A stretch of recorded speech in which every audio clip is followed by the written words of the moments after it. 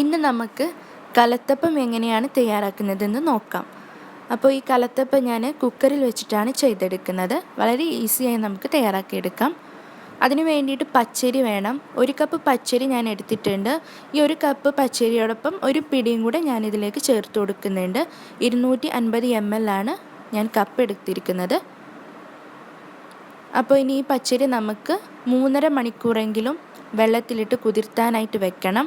ഇത് ഞാനിപ്പോൾ ഇവിടെ നേരത്തെ കുതിർത്തിയെടുത്തിട്ടുള്ള പച്ചരിയാണ്. കുറച്ചധികം വെള്ളം ഒഴിച്ചിട്ട് ഒരു 3.5 മണിക്കൂറെങ്കിലും കുതിർത്തിയെടുക്കുക.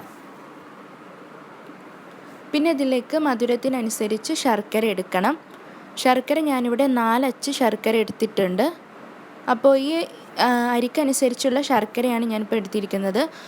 ഇനി മധുരം കുറയ്ക്കണമെന്നുണ്ടെങ്കിൽ 2-3 അച്ച് ശർക്കര എടുക്കുക. ഇതിലേക്ക് 1/2 കപ്പ് വെള്ളം ഒഴിച്ചിട്ട് ശർക്കരപ്പാവ് തയ്യാറാക്കി എടുക്കണം. നല്ല കട്ടിക്ക് തന്നെ ശർക്കരപ്പാനി തയ്യാറാക്കിയെടുക്കുക. ഇനി ഇതിലേക്ക് ഒരു ഏലക്കായ ഞാൻ എടുത്തിട്ടുണ്ട്, ഒരു വലിയ ഏലക്കായ. പിന്നെ 1/2 ടേബിൾ സ്പൂൺ ചെറിയ ജീരകം വേണം. പിന്നെ ഞാനിവിടെ ഒരു ചെറുപഴം എടുത്തിട്ടുണ്ട്. ഇത് വീട്ടിലുണ്ടെന്നുണ്ടെങ്കിൽ മാത്രം ഒരു ചെറുപഴം ചേർത്ത് കൊടുക്കുക. ഈ പഴം ചേർത്ത് കൊടുക്കാതെയും നമുക്ക് കലത്തപ്പം തയ്യാറാക്കിയെടുക്കാം. പഴം ചേർത്ത് കൊടുത്താൽ നല്ലൊരു ടേസ്റ്റ് ആയിരിക്കും. പിന്നെ ഇതിലേക്ക് 1/4 ടേബിൾ സ്പൂൺ സോഡാപ്പൊടിയും 1/4 ടീസ്പൂൺ ഉപ്പും കൂടെ വേണം. പിന്നെ നമ്മുടെ പച്ചരി അരച്ചെടുക്കാൻ ആവശ്യമായിട്ടുള്ള വെള്ളം വേണം. വെള്ളം ഇപ്പോൾ ഈ ഒരു ഗ്ലാസ് മൊത്തം ഒഴിക്കത്തൊന്നുമില്ല. 1/4 കപ്പ് വരെ ആവശ്യത്തിന് ഒഴിച്ച് നോക്കിയിട്ട് അരച്ചെടുക്കുക. 4 അച്ച് ശർക്കര 1/2 കപ്പ് വെള്ളം ഒഴിച്ചിട്ട് ശർക്കരപ്പാവ് തയ്യാറാക്കിയതാണിത്. ഇതിപ്പോൾ നല്ല കട്ടിക്ക് തന്നെ ശർക്കരപ്പാവ് തയ്യാറാക്കിയിട്ടുണ്ട്. കൂടുതൽ വെള്ളം ഒഴിച്ചിട്ട് ശർക്കരപ്പാവ് തയ്യാറാക്കുക എന്നുണ്ടെങ്കിൽ നമ്മുടെ മാവ് ലൂസായി പോവും. അപ്പോൾ അത് ശ്രദ്ധിക്കുക. ഇനി മിക്സിയുടെ ഒരു ജാർ എടുക്കുക. ഇതിലേക്ക് കഴുകി ഊറ്റി വെച്ചിട്ടുള്ള പച്ചരി ഇട്ട് കൊടുക്കുക.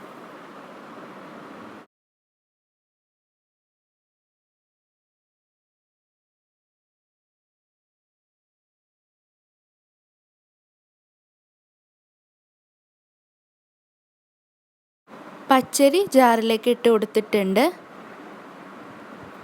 ഇനി ഇതിലേക്ക് 1/2 ടേബിൾ സ്പൂൺ ചെറിയ ജീരകവും 1 ഏലക്കായും കൂടെ ചേർത്ത് കൊടുക്കണം. ഏലക്കായ ചേർത്ത് കൊടുക്കുമ്പോൾ ശ്രദ്ധിക്കേണ്ടതെന്ന് പറഞ്ഞാൽ അതിനുള്ളിലെ കുരു മാത്രം ഇട്ട് കൊടുത്താൽ മതി.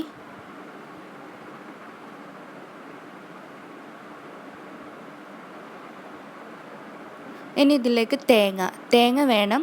2.5 ടേബിൾ സ്പൂൺ തേങ്ങ ചിരകിയത് ഇട്ട് കൊടുക്കാം. ഒരു ചെറുപഴം ഇട്ട് കൊടുക്കാം. പിന്നെ ഇതിലേക്ക് ശർക്കരപ്പാവ് ഒഴിച്ചു കൊടുക്കാം. ഇതിപ്പോൾ ഇളം ചൂടോട് കൂടിയിട്ടാണ് ശർക്കരപ്പാവ് ഞാൻ ഒഴിച്ചു കൊടുക്കുന്നത്. പിന്നെ ഇതിലേക്ക് ഒരു 1.5 ടേബിൾ സ്പൂൺ ചോറും കൂടെ ചേർത്ത് കൊടുക്കണം. ചോറ് ഞാൻ നേരത്തെ വിട്ടുപോയതാണ് പറയാൻ. പിന്നെ ഇതിലേക്ക് 1/4 കപ്പ് വരെ വെള്ളം ഒഴിച്ച് കൊടുത്ത് നല്ല പോലെ അരച്ചെടുക്കണം. വെള്ളം ഒന്നായിട്ട് ഒഴിച്ചു കൊടുത്ത് അരച്ചെടുക്കരുത്, അപ്പോൾ ഇതിൻ്റെ മാവ് ലൂസാക്കി പോകും. ഒരു 1/4 കപ്പ് വരെ ഒഴിച്ചു കൊടുക്കുക വെള്ളം. കാരണം ശർക്കരപ്പാവ് ഒഴിച്ചു കൊടുത്താൽ പിന്നെ അധികമൊന്നും വെള്ളത്തിൻ്റെ ആവശ്യമില്ല. 1/4 കപ്പ് വരെ മതി. അപ്പോൾ ഇനി ഇത് അടച്ചു വെച്ച് നമുക്ക് നല്ല പോലെ അരച്ചെടുക്കാം. ഇതിപ്പോൾ ഇവിടെ നല്ല രീതിയിൽ അരച്ചെടുത്തിട്ടുണ്ട്. ഇതൊരു ബൗളിലേക്ക് മാറ്റാം.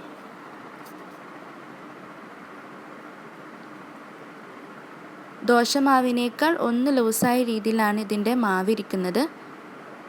കണ്ടല്ലോ. ഇനി ഇതിലേക്ക് 1/4 ടേബിൾ സ്പൂൺ സോഡാപ്പൊടിയും 1/4 ടീസ്പൂൺ ഉപ്പും കൂടെ ചേർത്ത് ഇളക്കിയെടുക്കാം.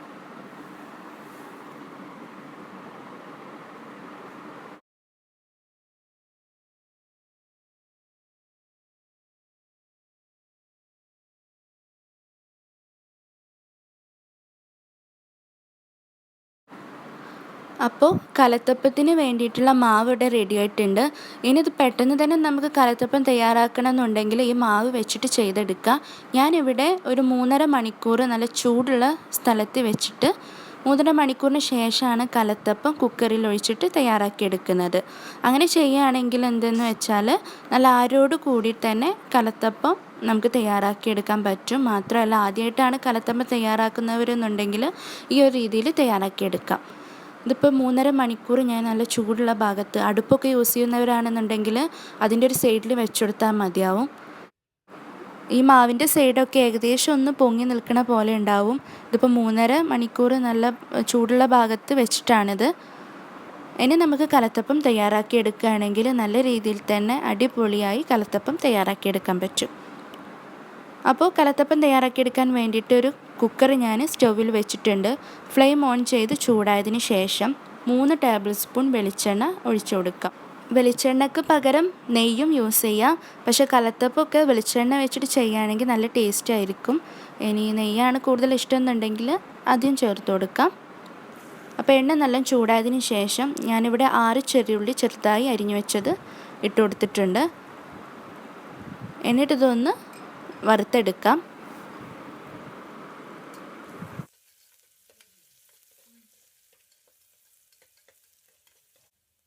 ഉള്ളി ഒന്ന് മൂത്ത് വരുമ്പോൾ ഇതിലേക്ക് തേങ്ങാക്കൊത്ത് ചേർത്ത് കൊടുക്കാം.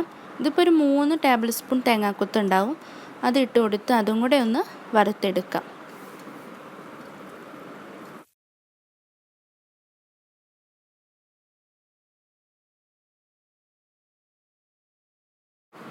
അധികം ഇത് എണ്ണയിൽ വെച്ച് മൂപ്പിച്ചെടുക്കേണ്ട ആവശ്യമൊന്നുമില്ല. ഇനി പെട്ടെന്ന് തന്നെ നമുക്ക് ഇത് എണ്ണയിൽ നിന്ന് എടുക്കാം.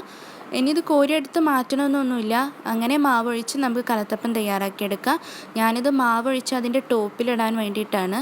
ഇനി ഈ കുക്കറൊന്ന് ചുറ്റിച്ച് കൊടുത്തിട്ട് കുക്കർ നല്ലപോലെ ചൂടാവണം. നല്ലപോലെ ചൂടായിട്ട് ഈ മാവ് ഒന്ന് സ്പൂൺ വെച്ചിട്ടൊന്ന് ഇളക്കിയെടുക്കുക. എന്നിട്ട് കുക്കറിലേക്ക് ഒഴിച്ചു കൊടുക്കാം. ഹൈ ഫ്ലെയിമിൽ തന്നെയാണ് ഇപ്പോൾ നമ്മൾ തീ വെച്ചിരിക്കുന്നത്. ഇനി ഇതിന് മുകളിൽ നേരത്തെ വറുത്തെടുത്തിട്ടുള്ള ചെറിയ ഉള്ളിയും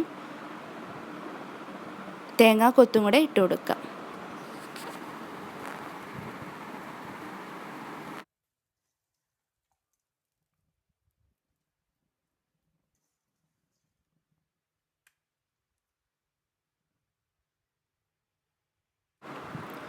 അപ്പോൾ വറുത്തതൊക്കെ ഇതിന് മുകളിലേക്ക് ഇട്ട് കൊടുത്തിട്ടുണ്ട്. ഇനി കുക്കറിൻ്റെ അടപ്പ് വെച്ചിട്ട് ഇത് അടച്ചു കൊടുക്കാം. വെയിറ്റ് ഇട്ട് കൊടുക്കരുത്, അത് പ്രത്യേകം ശ്രദ്ധിക്കുക. 15 മിനിറ്റ് കൊണ്ട് നമുക്ക് കലത്തപ്പം തയ്യാറാക്കിയെടുക്കാം. ഇതിപ്പോൾ ഞാൻ 2 ലിറ്ററിൻ്റെ കുക്കറിലാണ് ഈ കലത്തപ്പം തയ്യാറാക്കിയെടുക്കുന്നത്. 2 മിനിറ്റ് ഹൈ ഫ്ലെയിമിലിട്ടിട്ട് ബാക്കി ഒരു 13 മിനിറ്റ് ലോ ഫ്ലെയിമിലേക്ക് ആക്കിയിട്ട് അങ്ങനെ 15 മിനിറ്റ് കലത്തപ്പം തയ്യാറാക്കിയെടുക്കുക.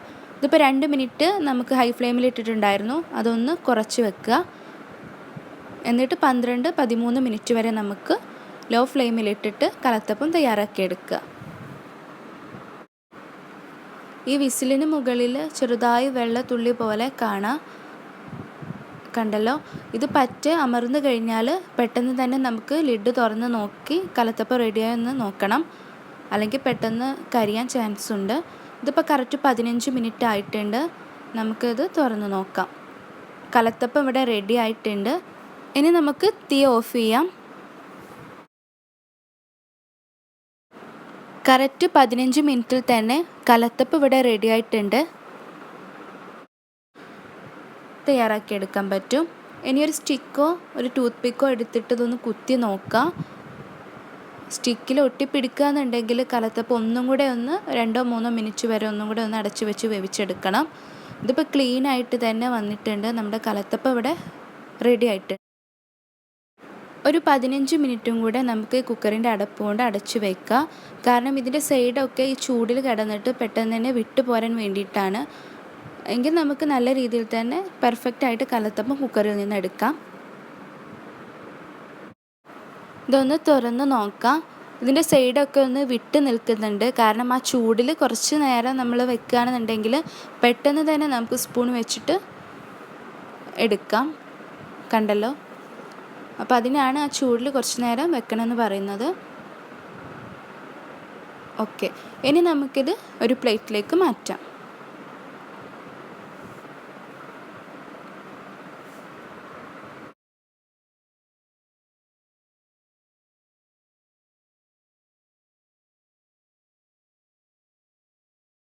കലത്തപ്പം ഇവിടെ അടിപൊളിയായിട്ട് കിട്ടിയിട്ടുണ്ട്. ഇതിൻ്റെ സൈഡ് കരിഞ്ഞു പോവുകയോ അടിക്ക് പിടിക്കുകയോ ഒന്നും ചെയ്തിട്ടില്ല. പെർഫെക്റ്റ് ആയിട്ട് തന്നെ കിട്ടിയിട്ടുണ്ട്. അപ്പോൾ ആദ്യമായിട്ടാണ് കലത്തപ്പം തയ്യാറാക്കുന്നവരെന്നുണ്ടെങ്കിൽ ഈ ഒരു രീതിയിൽ നിങ്ങൾ ചെയ്ത് നോക്കുക. ഉറപ്പായിട്ടും ഇങ്ങനെ ചെയ്തെടുക്കാൻ കഴിയും.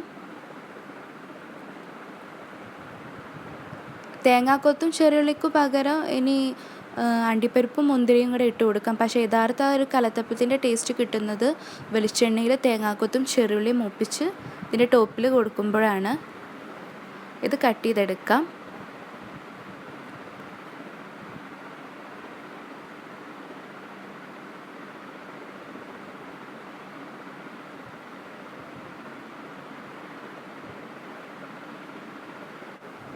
അടിപൊളിയായിട്ട് ഇതിൻ്റെ ഉള്ളൊക്കെ നല്ല പോലെ വെന്തിട്ടുണ്ട്, നല്ല സോഫ്റ്റുമാണ്.